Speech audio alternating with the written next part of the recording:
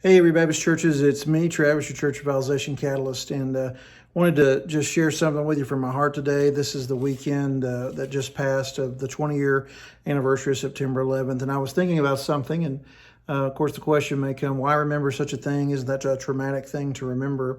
And, I read an article recently about a psychologist who talks about, years ago, many of the children's stories that came over from the old world are very dark, those Hansel and Gretel type things where things would get you in the woods and eat you alive and all those different things. And we think about that and we see that. And, parents have said we should never subject children to tales like this. But, when we do that, we're reminded that this is a chaotic world. And when we're honest with kids that horrible things happen in this world, it kind of helps them make sense of the chaos they see on the outside of them and sometimes the chaos that brews in their own soul.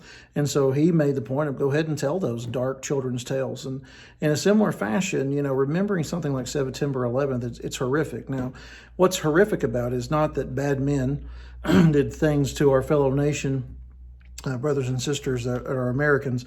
But when we put ourselves in the position where we think about the jihadist who is on the plane screaming as it's going down, or the person who's on a World Trade stairwell and is smoke-filled and trying to find a way out desperately for their lives, or the person who has concluded that the only thing to do is to jump and to not die a fiery death.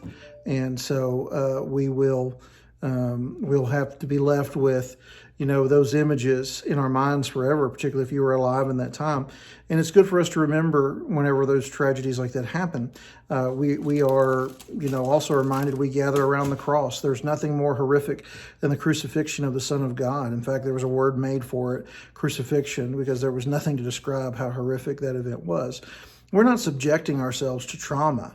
What we're doing, though, is we're looking and saying, when September 11th happened, I remember feeling, we're not as safe as I thought. We are actually in a position where we are vulnerable, and there is no true safety in being an American anymore. They got to us.